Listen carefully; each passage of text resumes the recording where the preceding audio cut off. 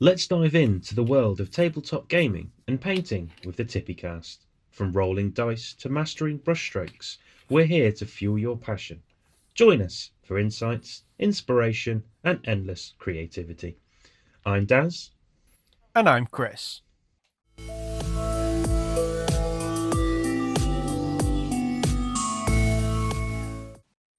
So, Daz, what's on the table? Well, Chris, good news. After any long-term listeners will realise that it's taken me probably the best part of 6 weeks, 7 weeks to actually get my craggy bottom goats and half tilt stuff painted. But good news, all of my half tilt stuff is painted. Get in. So get in, and I've nearly finished my dragon that I've had for since Siege of the Small Folk. I've had that. That's nearly painted. It's quite a while ago. Couple of years. It's a couple of years ago. And I'm just starting on some Carnevale. I'm starting on the La Grazia Industrial Works. That's the Doctors of the Ospiedale. The one that's in the big mech suit that's got a flamethrower on it. Yeah, Iron Man.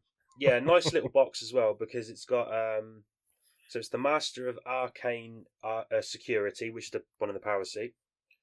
And then you've got the Master of accompanying the Master of Arcane Security's new Ordnance Doctor, who wields a gun powerful enough to reduce their target to molten slag.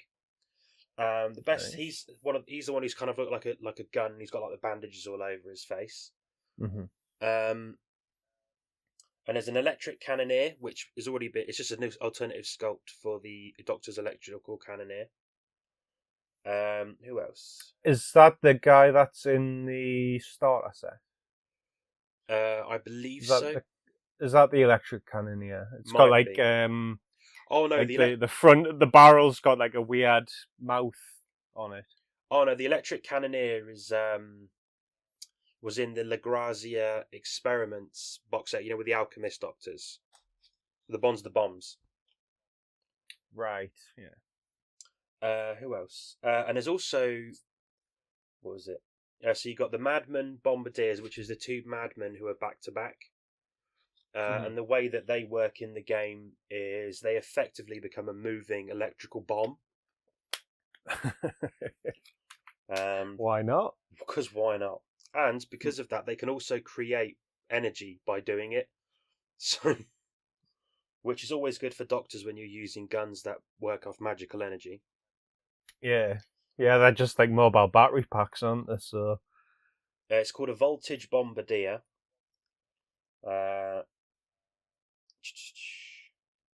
And maintaining these new creations is an apprentice doctor. Apprentice doctors again are quite handy in Carnevale, in the Doctor's Ospiedale, because it's a henchman. It's like a bottom end character. You essentially get a doctor for the price of a henchman, so they can take either an attribute of the doctor they're apprenticing to, or a piece of their equipment. So if you had like an ordnance doctor and you took an apprentice doctor, you could have two ordnance doctors. So you could have two doctors with an ordnance cannon for a lesser price, which is always really nice. Cool. And also in the spirit of October and Halloween, as I already showed Chris earlier, I got a 28mm Chucky figurine. I got it off Etsy. I love Etsy for like little one-off miniatures for things. So yeah, I've been painting that up as well, and when that's done, I am going to encase it in a block of resin and turn it into a keychain. Nice. What about you, Christopher? What have you got on the table? Well, the other day I did a whole lot of varnishing. Just everything that I'd been painting. So there was like bait and switch. I always forget its name. It's the one from the pieces of D8 where when it gets hit, it can like inflate. It's like a big pufferfish superstar.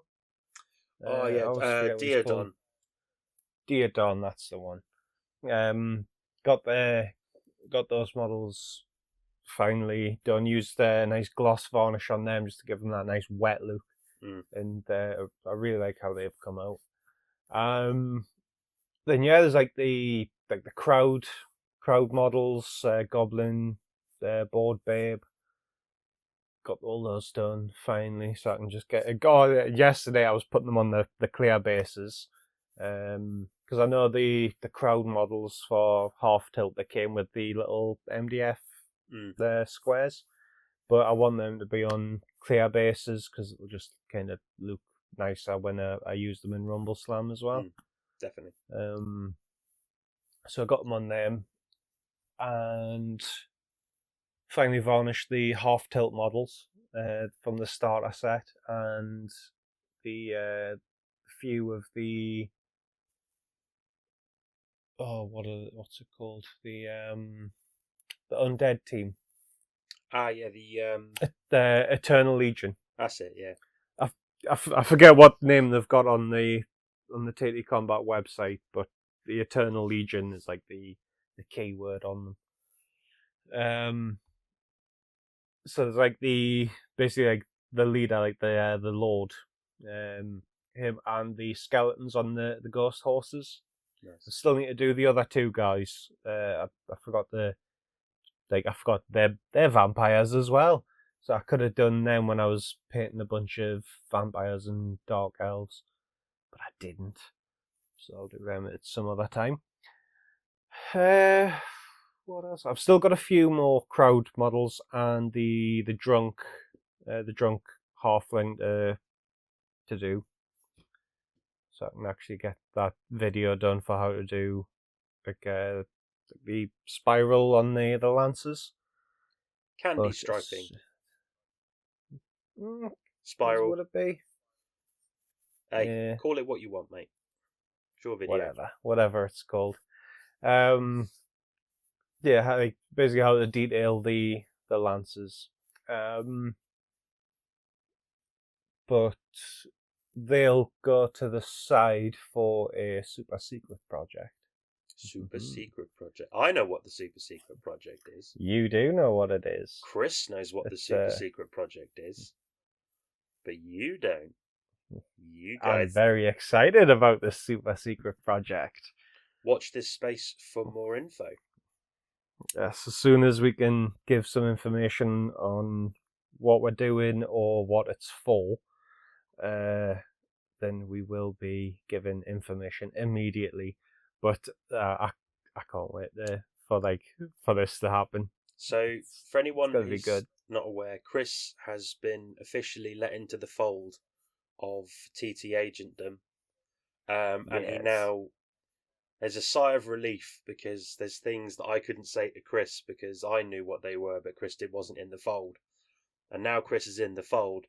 He kind of now understands why I was under so much secrecy, and he was like, he even said, like, I'm surprised you just didn't burst of all the things you could have told me. So now that Chris is in the fold, you did well. I did well, especially with this thing. You did very well. I did very well. But yeah, like I'd been asked previously if I'd wanted to do the TT agent stuff, but with me not at the time not having like a gaming group, and also being nowhere near any of the events where TTCombat come, I wouldn't really be able to make much use of it. Like, I mean, yeah, I could do some videos and stuff like that, but it's like I'm doing them anyway. So, you know, I'd feel a bit kind of awkward about doing that. And but now when this opportunity came to us, I was like, yes. So I can't wait to be able to actually talk about it though. So yeah, that's what I have on the table at the minute. But speaking of events, Saturday, so when this goes out on a Sunday, not the day before, the Saturday before, on the 5th of October. Saturday after. Yeah, the 5th of October. Oh no, before. Yes. Yeah, Saturday before. Saturday before the Sunday this comes out. So the 5th of October was the Saturday. Look at your calendar. 5th of October. I was in Birmingham at the Element Games store in Birmingham for the TTCombat takeover. Myself, my dad, who is a TT agent, and my good friend Ben Collins, who you might know if you are a massive, if you're in the Rumbleslam fan page, you'll know Ben. Daz, we Baz, were- and Gaz, as I Daz called it on the comments. the dream team of TTCombat events, as we're also known in the circuit. But so we were there at Element Games. We were demoing Half Tilt. We were demoing Carnevale. We were demoing Rumbleslam. Just trying to get the good word of TTCombat games out there, in hopes that they get a bit of a following, and Element Games start to stock more TTCombat. All in all, it was a very enjoyable day. If you are from the Birmingham area and you haven't been to Element Games, I do highly recommend it. It's a great store, great location. The staff are knowledgeable, they're friendly. It's a lovely environment. Plenty of gaming space, and as much as pains me to say, they are a very good stockist of Games Workshop merchandise, and have quite a large selection of different kinds of paints from Citadel, Army Painter, and Vallejo. So there's a big range of paints there. And also, I hear a lot of good stuff about the Element stuff, because there's the Birmingham one and there's a Nottingham one. Yes. I hear a lot of good things about them. But yes, if you're in the Birmingham area, or you're not in the Birmingham area, maybe you're just outside Birmingham. If you're Birmingham adjacent, and you want to sort of have a good old time, get yourself down to Element Games. Lovely staff there, and they made us feel very welcome while we were there. But Nice. on to our main topic. Christopher, let me ask you a question. Have you ever played a game and thought to yourself, hang on, this miniature would work somewhere else really nicely? Have you thought of such a thing? Well, man who I do not know, I wouldn't have a clue. Well, Chris, a stranger I don't know who happens to be called Chris. There are plenty of options for proxies for many games, using figures from existing games, putting in other games, and so on and so forth. And also, I gently mentioned Etsy at the beginning of this episode for the sole purpose of plugging it into here, because there are plenty of miniatures on Etsy that you can buy without the licensing restrictions, I want to say, to put in other games. Whatever game you can really think of, I can guarantee you can find a very decent proxy on Etsy. But we're also here to talk about what miniatures we believe work really nicely, thematically, visually, into other games. And I'd like to start us off by saying, now Carnevale miniatures, not all of them, I grant you, because obviously some of them are a bit more Renaissance. But there are a couple of factions in Carnevale which would lend itself to a medieval fantasy game, not too dissimilar to Dungeons and Dragons, as the Vatican do use a lot of gentlemen and ladies in plate armor. And Vatican's sort of style is somewhat dated. But let's be honest, Dungeons and Dragons isn't a real set time period, so thematically you can make any character from the Carnevale range fit within that. And then I know for a fact that I know someone who's used the Paladin of St. Lazarus miniature. So if you're not familiar with that, it's a Vatican hero who's got a giant warhammer. Works perfectly as a paladin in Dungeons and Dragons. But there's other games that you can have proxies for. World War II games, westerns, as it's quite regularly mentioned. I'm quite a fan of a western. Because even if you're going to use Deadlands, Savage Worlds, and you want to have minis for that, there's plenty of western figures out there made by loads of great companies that you could use. Mm-hmm. But specifically, again, Etsy is just one of those treasure troves of 3D printing, because that's all the models that you'll find on there will all be 3D printed, and they are of amazing quality. And you'd be hard pressed to find like a hand sculpted green stuff cast in resin. It's a bit of a dying art. But the models that you get, I mean, my 28mm Chucky that I've got, that set me back a £5 with postage. Nice. And I mean, I bought it. What day is it now? It's Thursday when we're recording this. I bought that Tuesday. Wow. Yeah. Really fast turnaround. Well, it was dispatched Tuesday, so I think I bought it Monday evening, dispatched Tuesday morning, and it was here by Thursday. Nice. And it's a fantastic model. And I've got some ideas where I'm going to, if I could buy another one, because frankly I did enjoy painting it, so I might get a different one. Definitely might try and fit that into Black Side Studios. Don't Look Back. Or get some, like, because there's a Michael Myers one as well that I really like the look of, and Ghostface.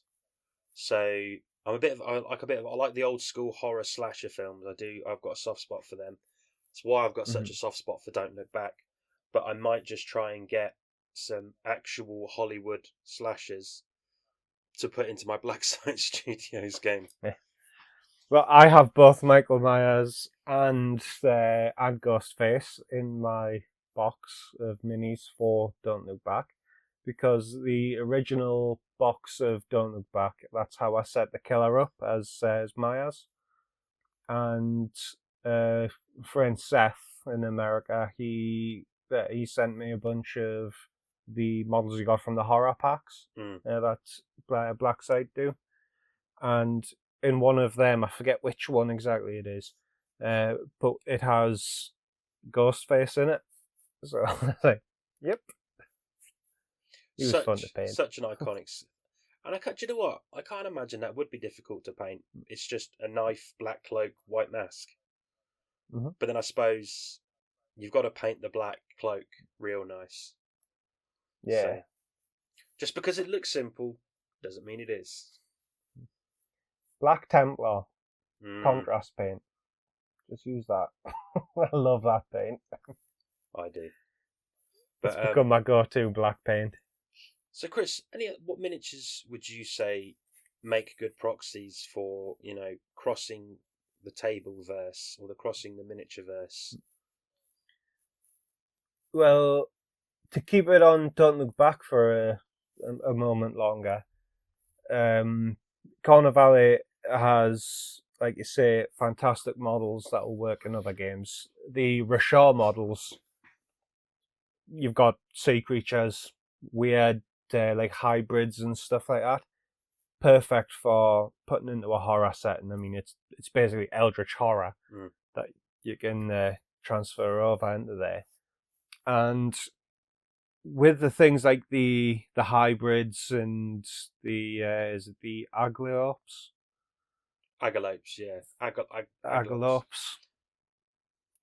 Them things. They're kind of time, like not time specific. It's like, especially like the hybrids, like the clothing that they're wearing. It's not like period. Yeah, it's like it could fit in, obviously, in like Renaissance 16th and like 17th century like settings, but with Don't Look Back's new expansion they've done for I think it's like 1786 or 1688. For its 1698. That's it, 1698. Which, by the way, looks fantastic. Really nice models in that. But like 1698 is when like the founding of the town, Northwood, in the canon of the game. That's when it was founded. So the forest and stuff like that. There's always been this weird thing going on in there, and in the newer rule book, it goes into some of that lore. And if you want to have your game set in that, things like those hybrids would be great to have in there. Just people who have been living in the woods and they're just that little bit twisted from some energy. Would be really cool. And I suppose the lesser real, let's be honest, is just a baby Cthulhu. Yeah, exactly. Again, it's something that isn't time specific how it looks. It's just a general creepy monster, and I think they work great for that. The old style Radru and Ugdru, they fit perfect in it. It's just a cool sea creature. I've even used some Rumbleslam, Bella. I can never remember Bella Aguaza. Oh, is that the one that you painted her, like her overgown, like translucent? Yeah, the veil. Put the veil on her. I think I've never seen anyone actually use that. A Bella Aquaz. Bella Agua. Yeah, basically it translates into the drowned English. Woman. Yeah, it's meant to replicate. So the drowned woman. Yeah, it's like La Llorona. Yeah, but that middle, that's got real drowned bride vibes. Mm-hmm. Which, if you and I've made like a pond terrain piece, and putting her in that she's got elbow pads and knee pads on, but you can overlook that because it's a cool looking model. But having that as the villain of the game in that setting with the lake fits really well, and it's a model I like to use for that. And as well, sticking with Rumbleslam, there's plenty of what's that one? Mephistos, the big Mythos. He could be great. Big devil.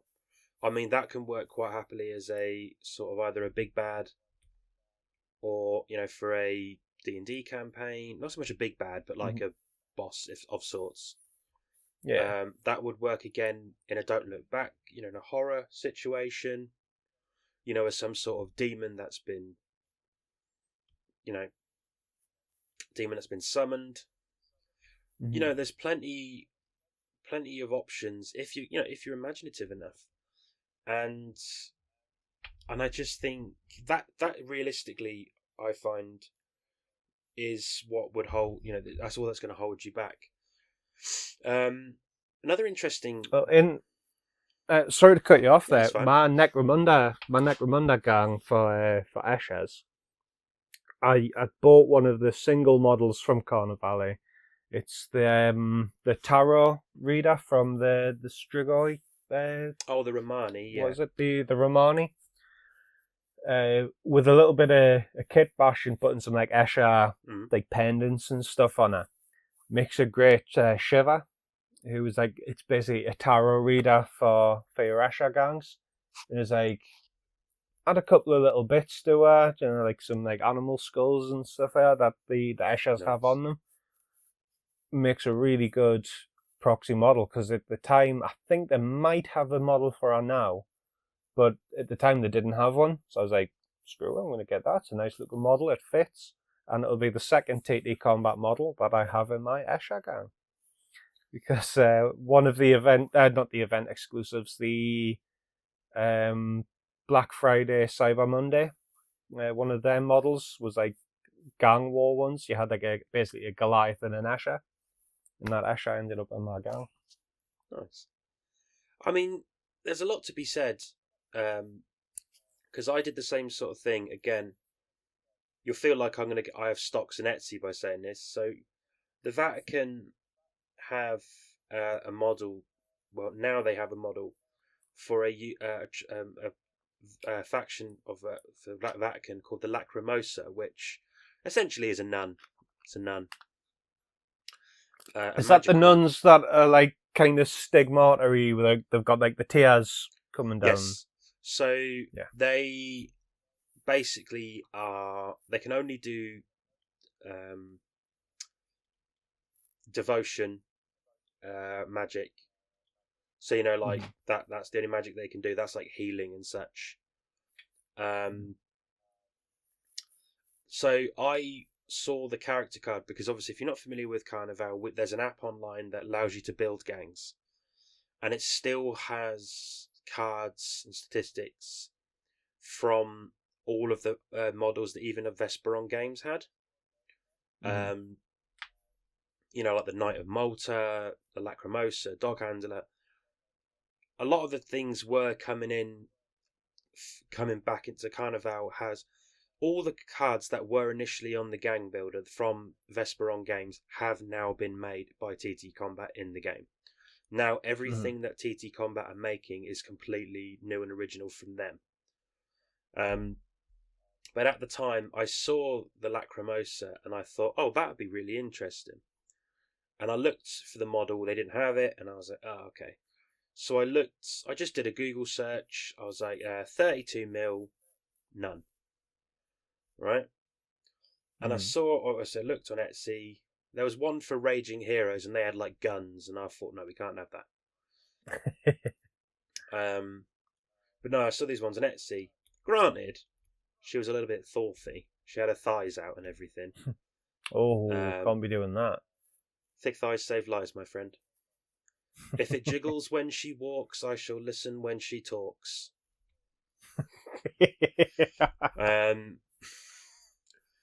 But so I bought it just because it looked nice. It didn't have any guns. Like the outfit that she was wearing was also relatively wasn't period. Like it didn't have any like sci-fi stuff on it. It had the cross on it, and I thought, right, this is the nearest I'm going to get. And yeah, it was a really nice model. I played with it a couple of times, and then I swear, about 3.5 months later, they just released the actual Lacrimosa, and I'm thinking, oh well. But now I have an extra nun figure in my collection. It's more healing, isn't it? So yeah, more healers. But other than that, I mean, I've seen people use the Cold Bloods. I've seen people use them in Lizardmen Blood Bowl. That's quite a very common crossover I found is Rumbleslam into Blood Bowl. There's one of the headliners who'd make a really good Blood Bowl character. Oh, I know the one you're on about, the Charger. The one who's the Charger, yeah. He'd be a really good one. The Ogre Flattener would be quite cool, but I mean, if you were going to use it solely for Blood Bowl, maybe try and like put a bit more armor plating on it. But other than that, like the saying, it's one of those things like Proxy and models. I've historically never been a massive fan of it, and this is going back to my youth. Of when it was like, oh no, you can't use that because it's not an official thing. A lot of that came from a position where I couldn't afford stuff.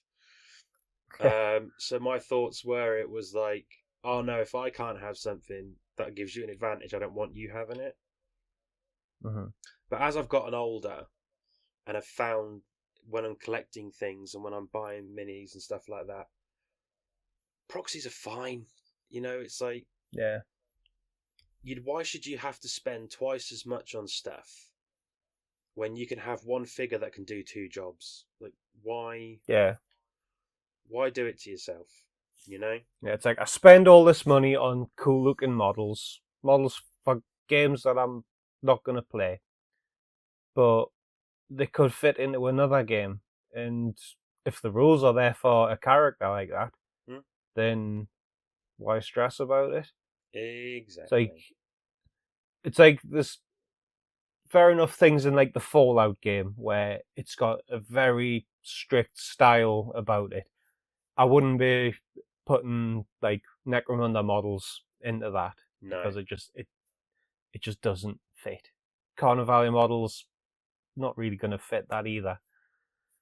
But something like 5 parsecs from home, it's a miniature agnostic tabletop RPG skirmish game. It's like a weird blend of the two, and it lets you like the way the character creation stuff goes.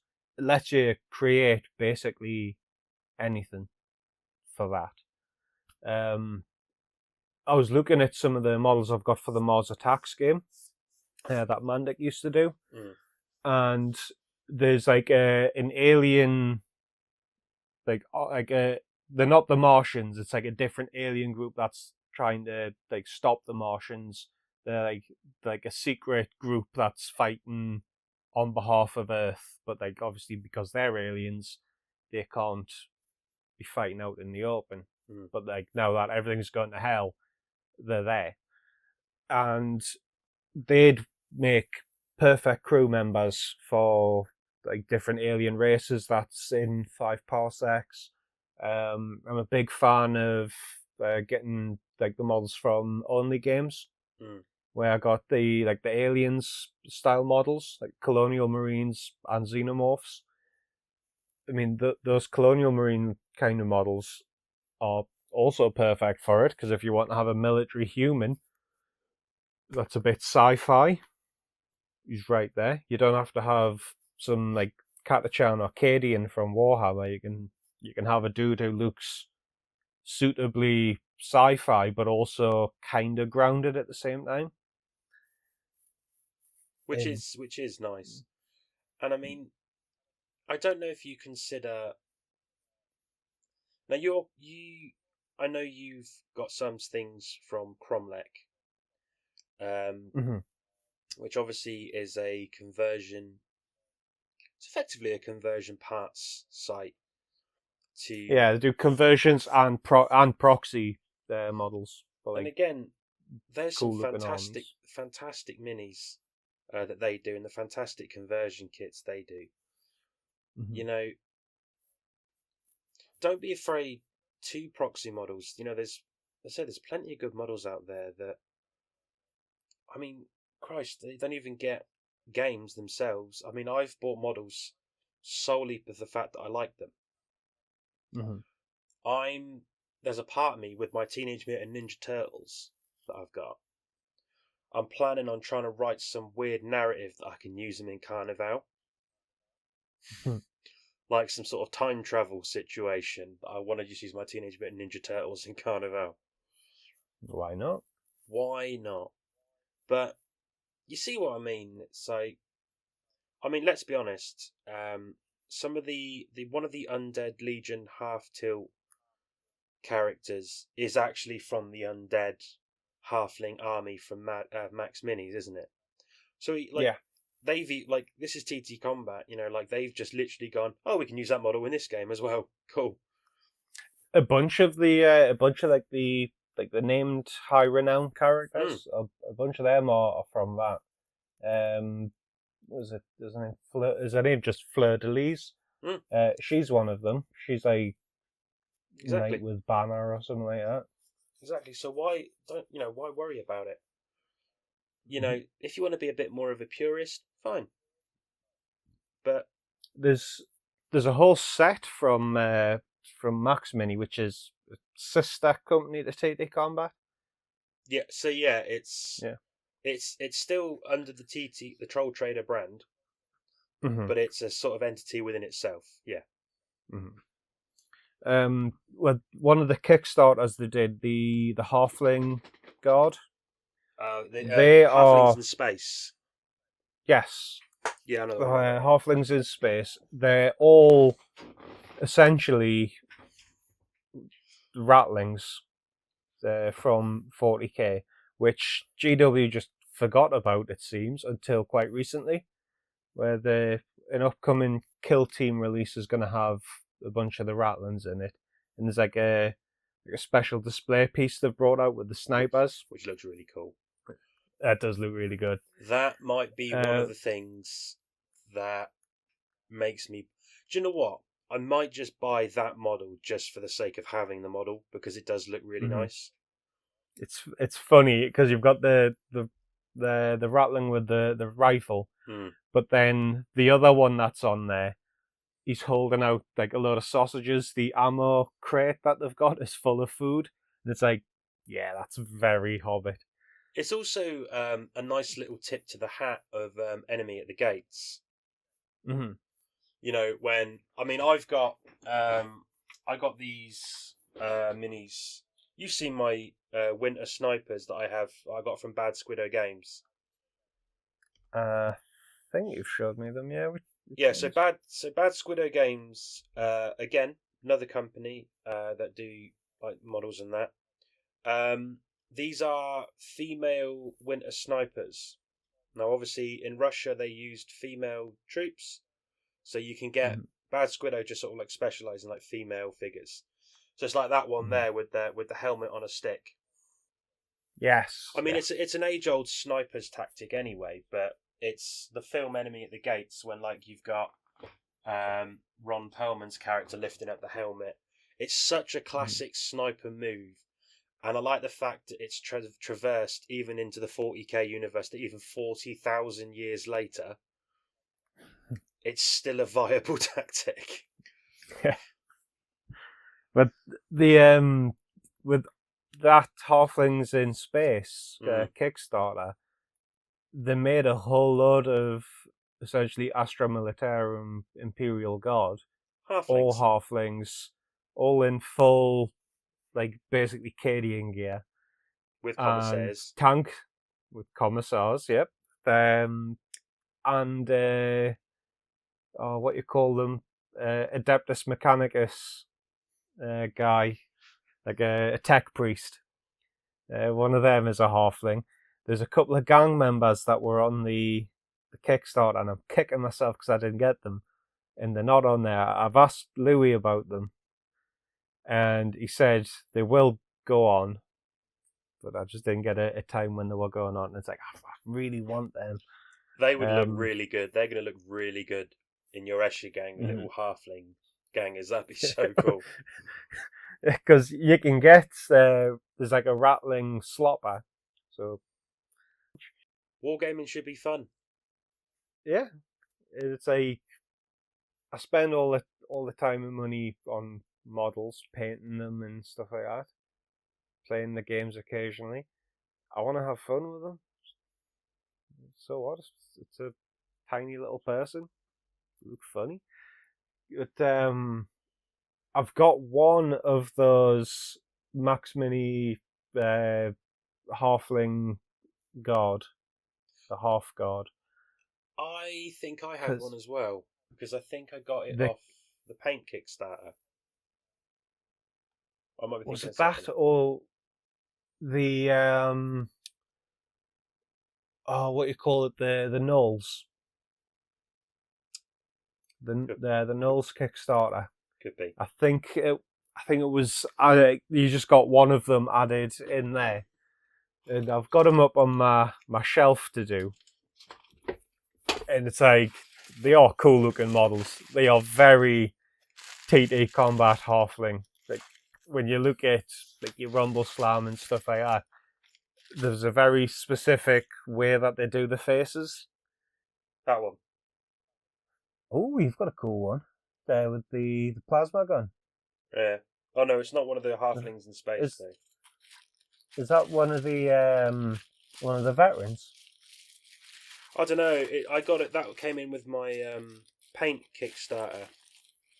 Oh, I didn't get that. Because you get because obviously if you got, I also got one of those Home Raiders, which I'm quite looking for. I might let my daughter paint that up. Oh, that's cool. Because I really want to get into that when it comes out, because I think my daughter's going to love it. So yeah, that's going to be fun. And she does like that faction, the ones with the desert penguins, because work that one out. Yeah. I like them as well. But that, like, the Maxmini stuff is awesome, and that they do conversion kits as well.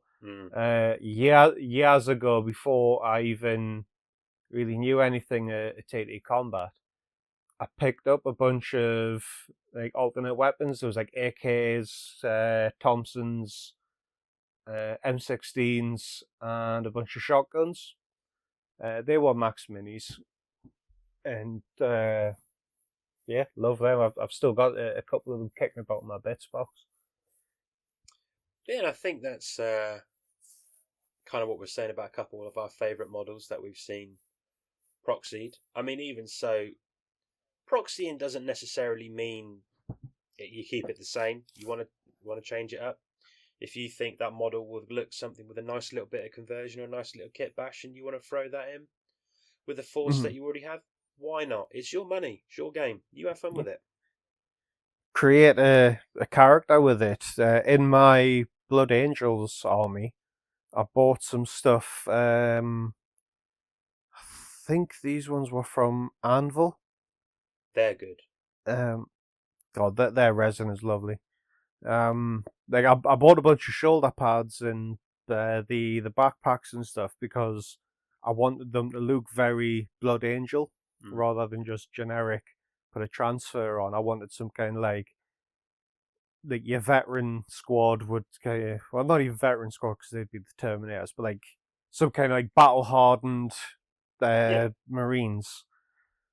Have them with a bit more like ornate armor to them, very Blood Angel. And there's a model that I've got an idea for. Is it a Vindicator or something like that? It's got like a big sword, but the sword that the official model has doesn't have a point. It's like a flat end. Okay. And it's like that's a bit of a weird sword. But one of the swords that I got from Anvil has like it's got like some script across the blade. Nice. And it like that looks cool to have on him. So I want him to have that like up on the shoulder, kind of like pointing behind a little bit. And the model, like the official model, he's got like a big sand timer. So I need to find something to do as that, so I can have this model holding it, and it would just look really cool. It's just kind of like finding the right bits for it. But I mean, things like that. I mean, so prime example. Before I sold up all of my GW stuff, I built up some Orc Commandos. So I just got like a box of boys, and then I bought some bits from Cromlech Games, just because they had some Orc heads that had like those commando sort of woolly hats that like Royal Marine Commandos wore. So I got a head, loads of those, and some like knives, like commando knives and stuff like that. And I think they had some like orcs holding like guns that had silencers on them. So it was like that's going on some commandos. And things like that. And I also built so bear with me on this. So I was born in Scotland, and I do occasionally wear kilts to weddings. So I thought to myself, Imperial Guardsmen, right? So they've got the Cadian. They had the Cadian armor on the upper body. Yeah. And I managed to find some so that would fit Imperial Guardsmen, or sorry, Astra Militarum. I'm old school. I was still calling them. They were still Imperial Guard when I was still playing. Astra Militarum's just the trademark name. So I found some Highlanders. So like I effectively had Cadians wearing kilts. That is a mint idea for an army. So I just called them like the Canadian Highland Regiment. And they even had like you can buy models that had like tam o' shanters on as well. So they had like Yeah. Cadian armor on, las guns, kilts, and tam o' shanters. And I was like, this is hilarious. See, that would be awesome to make an army of, or just a kill team of. Mm. Like a couple of squads to put in like a wider Astra Militarum group. Yeah. And it's like, why wouldn't they have that? They're from Earth, like the Imperium is based in Earth. There's a whole load of stuff where it's like essentially Russians and Germans. I mean the Death Corps of Krieg is like a mix of French and German, like World War II gear. More World War One, but yeah, French and German. Yeah, French German World War One with the gas masks. They've got the German gas mask and helmet with the spike on it. The French, I think that's just the old Krieg models that have the spike. I don't think the new ones have. But yeah, like the trench coats and stuff is more the French. Mm. So it's like a lot of a group of Astra Militarum. Yeah, a lot. So like a squad of Highlanders. You know, you can't argue that they can't be there because it's just a military detachment from another planet. I mean, when you think about it, right? When you hear like Cadians, they're always like, no. They're just like normal. Cadia stands. Yeah, Cadia stands. Could you imagine a Scottish person in space in it for the Emperor? for the survival of mankind. All I want now is Scottish Space Marines. That'd be hilarious.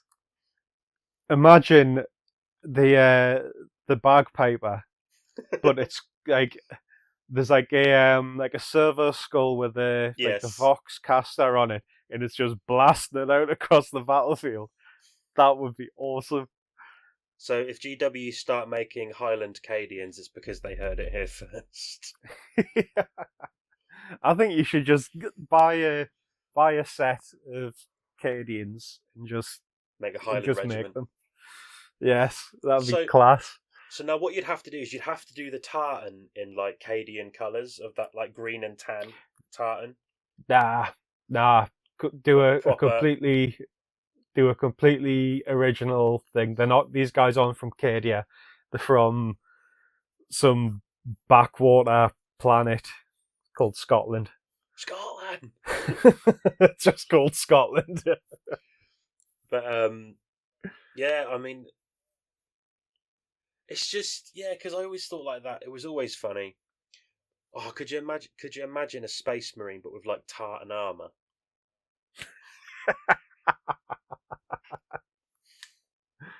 Like they won't say for the Emperor. They'll just be, let's be having you, lad.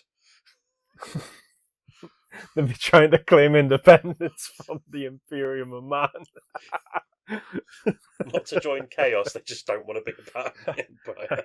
If they see chaos, they'll fight them. If they see other Space Marines, they'll fight them. If they see Space Marines from the same chapter, they'll fight them. Oh dear. But it's years ago as well. Like I managed to make this was back when I had fantasy orcs.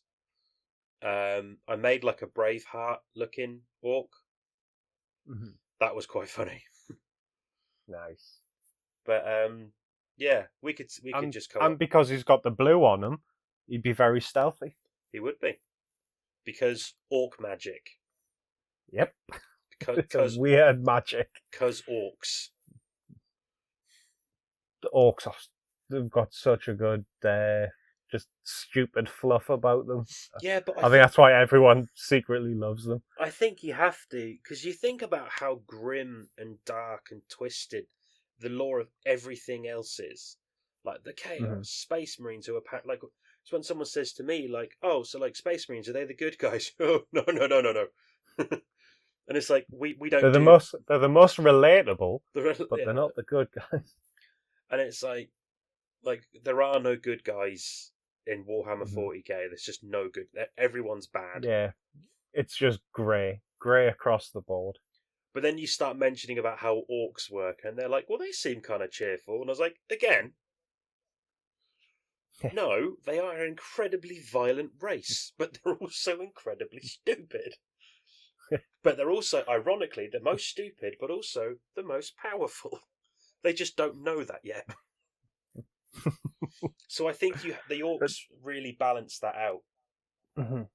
Orcs are so good for kit bashing as well. A couple of years ago, I pulled out a big bag of orcs that I've got, and I just started putting bits together to make just big stupid guns. And that's the good thing with kit bashing stuff for orcs is if it can stick together, It's a yeah, gun.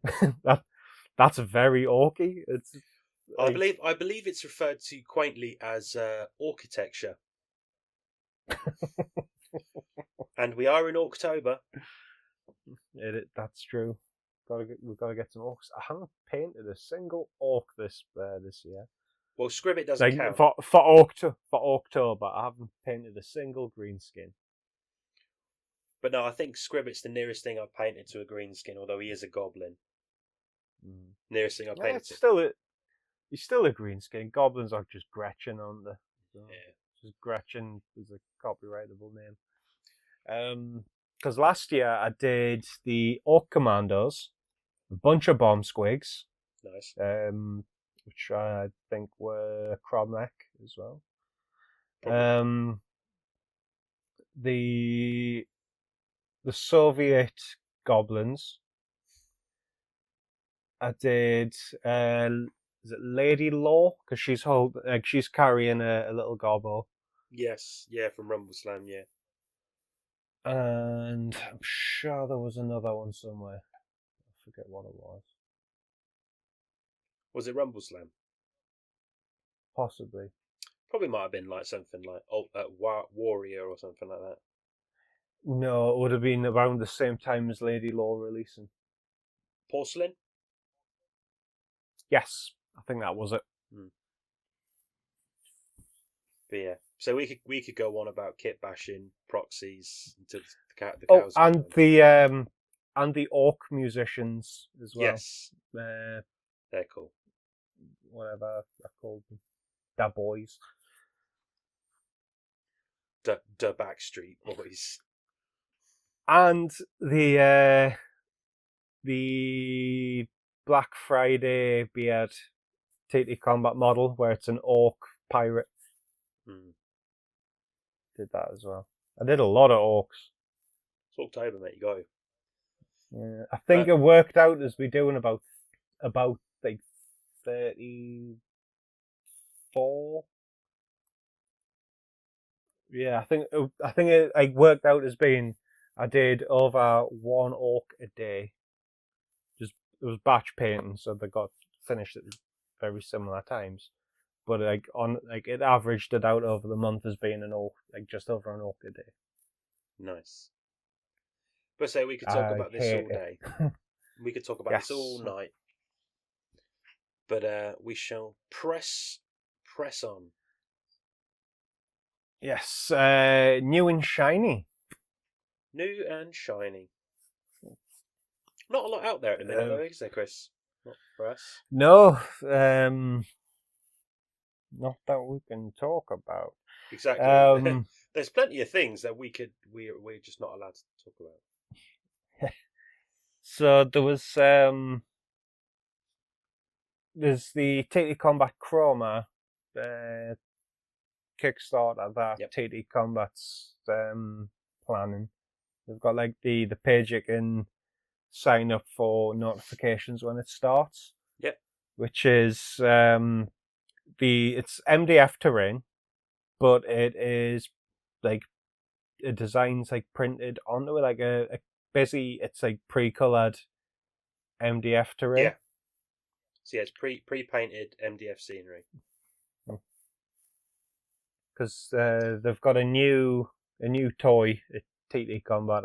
I'm like gathering that allows it to be pre-colored. So that's I think that's pretty cool. I don't have space for any more terrain though, so No, neither do I. it's like I think it's going to be really good for like gaming groups, shops, where it's Me. just you. Anyone who doesn't want to sit down and paint scenery, you've got stuff that's already there, and I think it's only that one picture they've shared where there's like a couple of grimdark, sci-fi looking bunkers, and they look really nice. They do. Just after I saw TTCombat post it on Facebook, got a message off of one of our listeners, Jack. He sent us. I was like, "You've probably already seen this." I was like, "I've just seen it," and yes, that looks cool. Thanks, Jack. But no, there's not a lot out at the minute. I mean, me and you are just waiting for pre-orders that we've spoke about previously. And as I said, we don't really talk about games that we don't really play. So a lot of new and shiny is very much just solely on games that me and Chris play. The odd other thing creeps in, like looking out the way, or if it's stuff that like listeners sent to us to take a look at, then I'll put that on there. But I mean, for me, the only sort of things that I've sort of seen of any sort of interest to me is so basically the company who make Dead Man's Hand, which is Great Escape Games. They've done a real big boost of things for their Dead Man's Hand, which is the Western game. Things like there's more gunslingers now, so they come in like plastic sprues. Like 28 mil grey plastic gunfighters. They've released like female gunslingers, carriages. Now I just saw a couple of days ago. They're now having like plastic sprues of mounted models, so like on horses, which is quite exciting stuff. As I do make it quite very much known, I do enjoy a western. But if any you of certainly do. But if anyone looked at me, it's not. If I can say I like a western, I'm not. I don't look rooting nor tooting. I look like great big bushy beard, great big bushy beard. But yeah, that's kind of.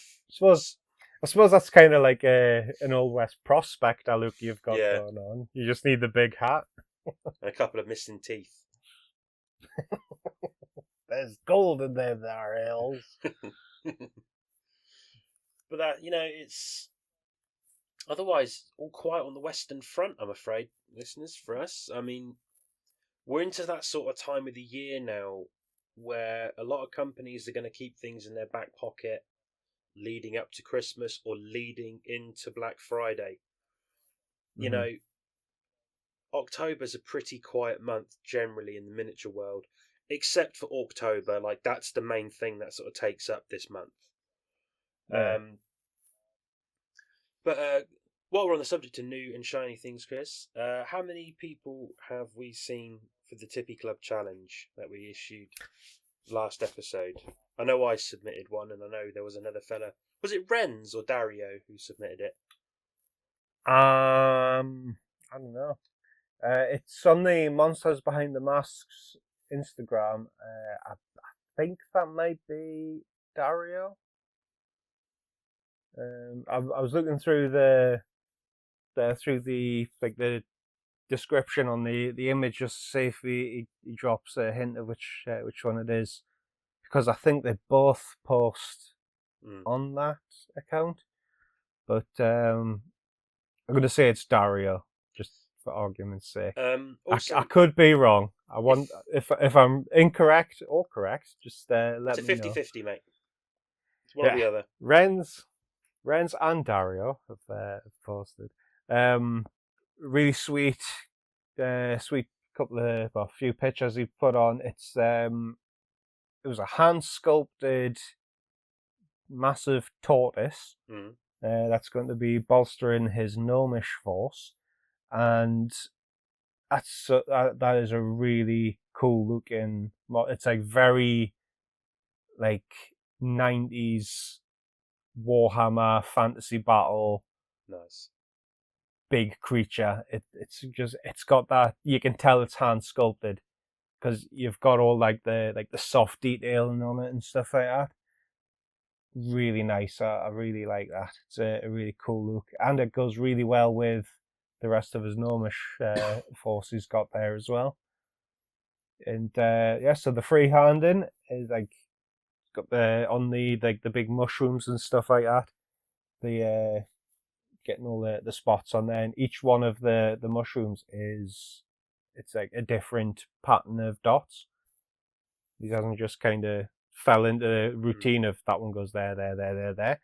So painting random is very difficult because you just want because your mind wants to work on recognizable patterns. It's why like sometimes weathering and stuff can be really difficult because you want to try and have that random design of things. Then you overthink it.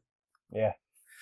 And there's myself with my Catfolk or Riot, and really enjoyed that model. I love Riot and other Catfolks.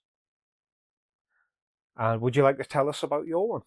Yeah, so mine was Tashir Marbler from the Craggy Bottom Goats, the one who looks very much like Teddy Roosevelt. And because he has the American cavalry hat, he has the aesthetic of an American cavalryman. He's got the cavalry saber, he's got the cavalry hat, the cavalry jacket. It's US cavalry. Obviously, the US cavalry at that time didn't carry shields.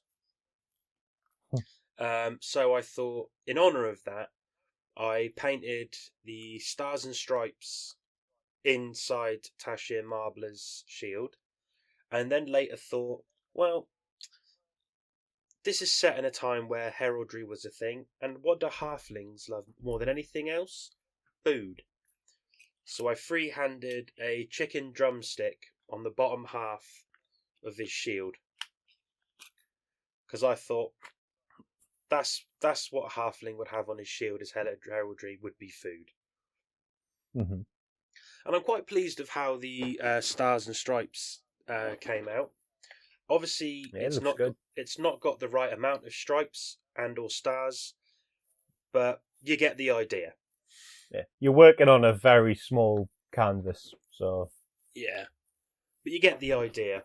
And I was going to post my the tartan fella, but I was just more pleased of how the stars and stripes came out on Tashir Marbler. But yeah, I mean that was my Tippy Club Tippy Challenge model. So if you the Tippy Club Challenge, if you're up for some freehand, crack on with the well, I'll keep it open for another fortnight. See if we get any more in. If we want to add some more ourselves, then we can. I've done another sign. It's like the Doom Eternal logo, but with Boo Yeah for Ronnie Salvage. It looks really good for anyone who's not seen it. I really enjoyed doing that one. I like Doom. I do. Why has Doom not become a tabletop game? It has. Oh. Well, this is news to me. I'm going to instantly go on the internet now. I think it was Steamforged. Steamforged did it. Because it's a computer game, and Steamforged love computer games. But for anyone who's interested in Drop Fleet Commander, do head over to Monsters Behind the Masks. Dario did an unboxing of the new 2-player starter set. So if you are interested in that, go and give those fellas a listen. If you're just interested in Carnevale, go and listen to Monsters Behind the Masks. Yeah. That's part of They've the just done they've just done a new episode as well. Dario and Ren's on together. I think it's the first time in a little while because they had a break. It's kind of part of the reason because why me and Chris don't do Carnevale focused conversations, because in a sense we do kind of work with Dario and Renz as TT agents, so we're not going to be stepping on their toes for it. As Carnevale content goes out there, those two Monsters Behind the Masks, it is quite literally the best podcast out there for Carnevale. Definitely. And so we don't be wondering what's like, oh, you guys talk about Carnevale and you talk about TTCombat, but you don't talk about Carnevale in great detail. That's the reason. We need to get sorted to get them on the show, because they have said we should do something together. So we need the Monsters Behind at some the point. Cast. The cat behind the mask. Cat behind the mask. At some point we've got to make that happen, because it would be really good to get on with them guys. They are good guys. Just I'm very lazy, and I'm very busy. I do a lot of manual lifting and stuff like that at work, and I am very lazy. And I have 2 children that require my attention a lot of the time. I am very busy. But it will happen at some point. So if you, I'm afraid, if you want to get your Carnevale fill, you're gonna have to go to them. You're not going to get it from us. Yeah, we might we'll do the odd bit, but they go heavy on it, and they do it very well.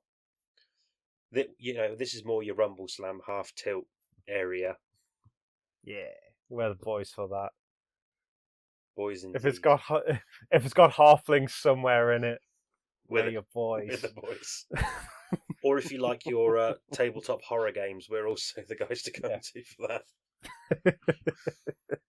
Or Fallout, because I've only mentioned it once this episode, and there has been quite a drought of me mentioning Fallout. There has. So I'm just going to go on my whiteboard now, episodes where Chris mentions Fallout. It'd be easier to do ones where I don't. I mean, you've probably got one as well that says every time Daz mentions he likes a Western. That and doesn't like GW. Well, I think that's all the time we've got left for today. So with that, thanks for joining us on the Tippy Cast. And if you're listening on Spotify, be sure to follow us. And if you listen to us on YouTube, why not drop us a like and subscribe? And weigh in with your thoughts on what we've mentioned, missed, or something for us to look at for the next episode in the comments below. And it's a goodbye from him. And it's a goodbye from me.